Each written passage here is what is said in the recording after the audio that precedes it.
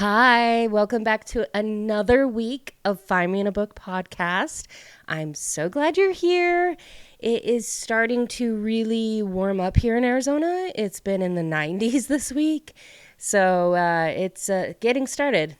It's getting there. And then this weekend, we have some family coming in, and we're going to this little resort thing here in Arizona. So I will be around the pool. I'm so excited to just sit and read, which actually is what I do pretty much every day. So it's at least going to be in the sun, a little bit better than sitting at home. Or I had got a walking pad, so I've been listening to the Throne of Glass series while I listen to that. And it's actually been really helpful. So I recommend you do that if you like to listen to audiobooks. Get a little walking pad. It makes it a little bit better, I guess. I am so excited about this book today. And I have done an episode on Lana Ferguson before with the fake mate. I can't remember what episode that was, but that was my first introduction to her. And I became obsessed. I honestly think that this year has just been banger books. Like every single book. Well, okay, I take that back. A lot of the books, the majority of the books that I've been picking up, they've been incredible. Like they have immediately been on my favorites list. I'm not even joking. I already think I have my top 10 for the year, which is not possible because, it is possible, but I know that there's going to be so many more books coming that I'm anticipating it, and also not because I don't want to have to bump any of these books because they're just so good, So today's book is Lana's first book. The Nanny, which I'm going to be honest, I didn't pick this up when I first saw it. Even though I heard great things about it, I just kept reading the back. I read the back multiple times when I would go to Barnes & Noble, and I would just be like, no, I don't think it's for me. And I am pretty honest. I say all the time, honestly, it was because of the OnlyFans thing. I don't know why. It just every time I read that in the back of the book, I was like, OnlyFans, ugh, I don't really know about that. And I wouldn't really read any further, wouldn't do anything. I would just put it back. And I even bought it and then returned it because I had buyer's guilt. And that was the books that I narrowed down on that I was like, oh, I guess I'll take this back. But then, yeah, eventually I did buy it again. So I loved her fake mate book so much. I loved her writing. I loved the characters. I loved everything about it that I was like, no, I have to pick up The Nanny because I like her as an author so much. So I did that in one of my book hauls. I picked it up. I finally read it, and it was great. It was really, really great. I don't think it will be in my top 10, but it was great. I loved it. I really did. It was nice because the OnlyFans thing wasn't so prevalent in the story. It was a little in the past snippets, which we'll go over. Each chapter, there was a little snippet of this conversation that her and this person, which is the main male character, Aiden. It's their conversation of what they've had in the past on OnlyFans. And then it leads up to the present and everything. So it was a lot better than I thought. And I wish that I would have picked it up earlier, but I just didn't know. And so now you guys know that it's kind of a side story or a past story. And then it's based in it's based in the present, obviously, and you see their relationship from there, and then they find out who each other is, which we will talk about this. It is pretty spicy. It's pretty spicy. It's not as descriptive as I have read before. Sorry, I just kind of stuttered there. It's not as descriptive as I have read before, but it's pretty descriptive. I wouldn't say it's as spicy as Fake Mate, but it's pretty good.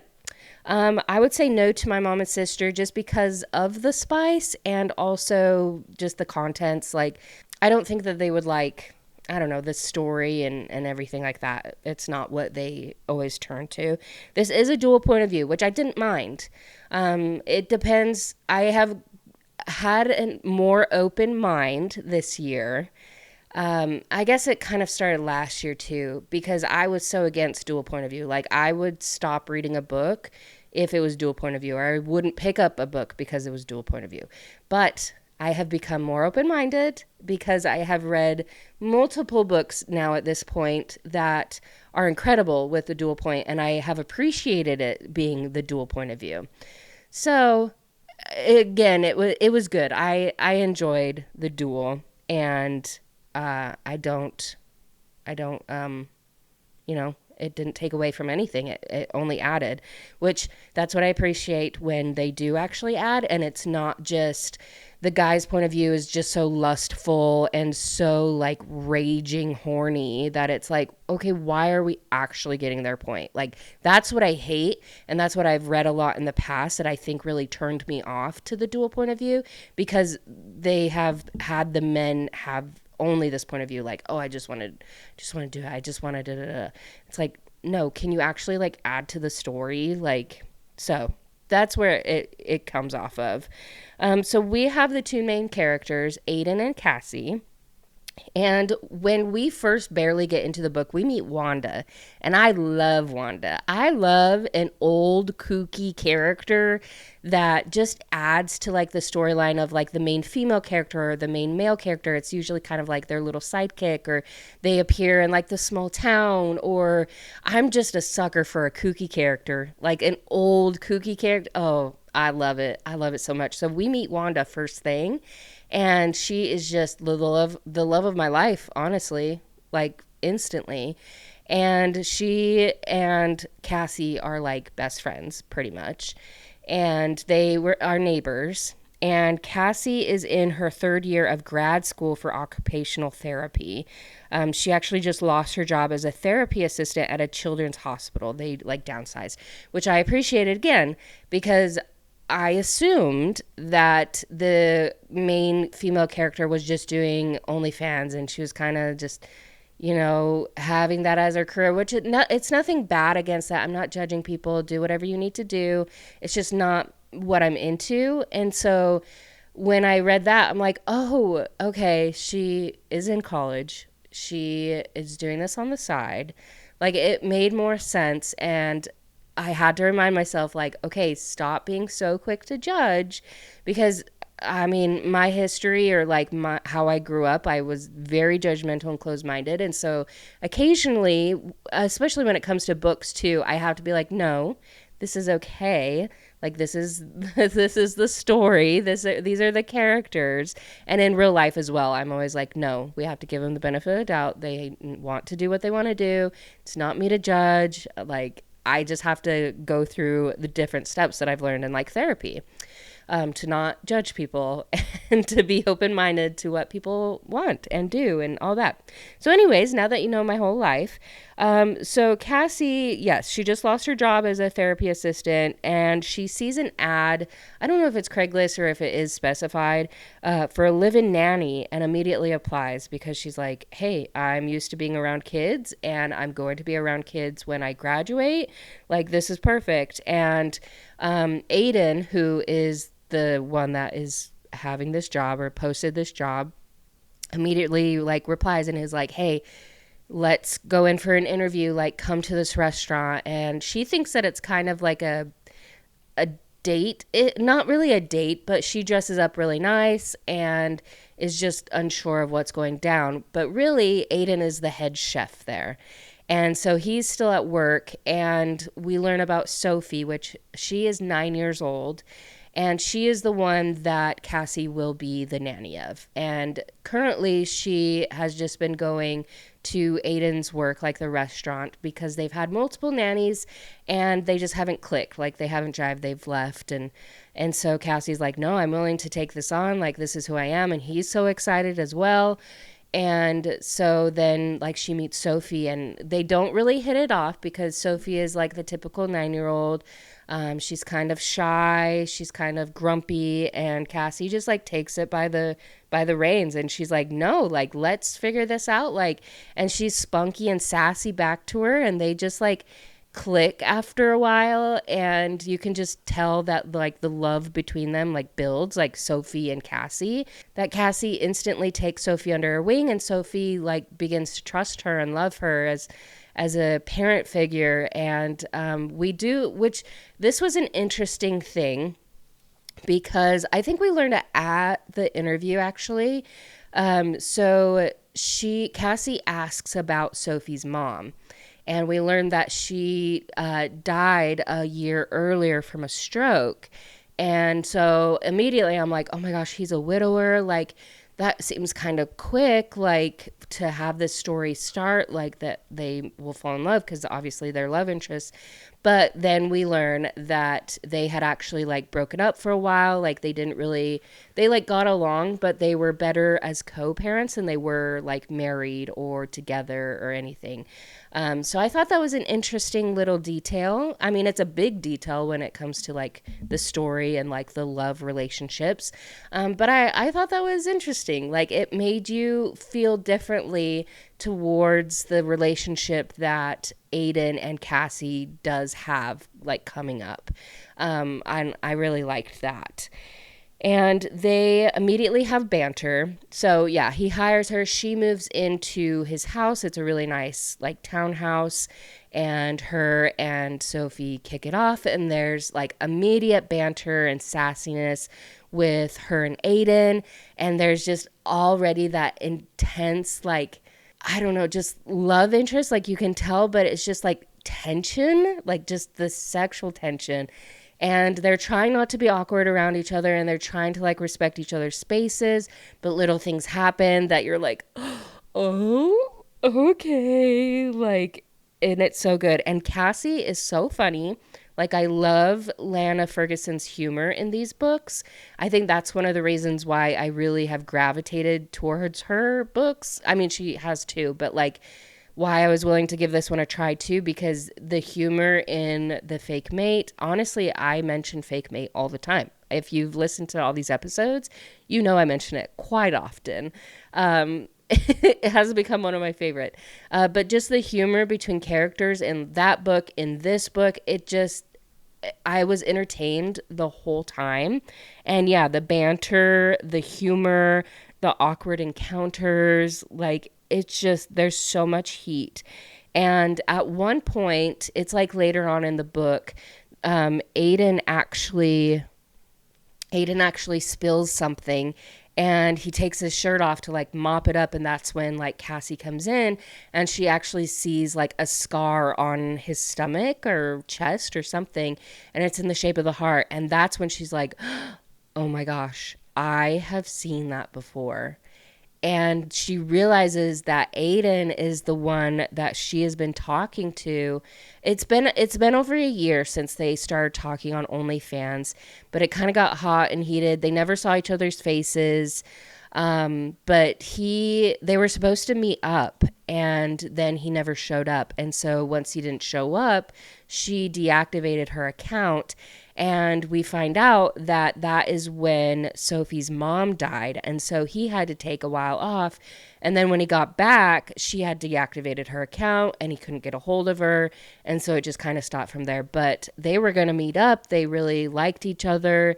And so she knows who he is now. And she's so nervous to like talk to him about it, or tell him like, hey, actually, I'm this person. Like, we have, been hot and heavy with each other over this, like, over the internet. And so it takes her a while. And we learn about Iris, who is actually Sophie's aunt. Iris is Sophie's mom's sister. I don't remember Sophie's mom's name. But Iris doesn't believe that Aiden is like a good fit. And so she's kind of fought him like from the very beginning. And so she's like a very cold individual. And we actually see Cassie like reach out to her and invite her to more things with Sophie and really warm her up. And then there's a couple things that happen later towards the end, and there's like the third act breakup, which we call it. But I think before that, yes, before that, actually, Cassie does come clean to him. And he is actually so elated. He's so excited. He's like, oh my gosh, like, why didn't you say something earlier? Like, now we can really have this relationship. Like, he is all for it. And she is kind of hesitant. And yeah, there is something that happens towards the end that causes this breakup, that it's Cassie that's like, I don't want to get in between this. Like, I should leave. And then it's Wanda that's like, hello, like, you're miserable without him. Like, there's a point as well that Wanda and Sophie meet and they just become obsessed with each other. And I love it. I love it. So, but yeah, it ended perfect. Happily ever after. Everyone is happy. Like, they start their relationship and it just is perfect. I really wish this book would have been longer, but I wish that about a lot of books lately where I'm like, I just need to know more. I need to know more about these characters, about the story. What are they going to do now? Like, where are they now? Like, everything. So it was good. It was kind of a short read, like I said, and just a quick, quick little spicy book that I recommend, and I'm excited for her next books that are coming out. I don't know when or which ones, but I'm sure that they'll be coming out soon. And yeah, this is kind of a quick little episode. Next week's episode, I am actually going to be talking about the book that was sent to me. It's called The Letters We Keep by Nisha Sharma. And I was actually sent an early copy of it. And this month it is on the Amazon First Reads. And so I wanted to get the episode out so that y'all know kind of about the book and about the author and everything like that. So it was a good book. I enjoyed it. And yeah, so stay tuned for that next week. And this Wednesday, oh, should I even say that I'm going to stream? I'm going to try to stream. I will just say that. Make sure to follow on Twitch and it'll notify you when I do go live.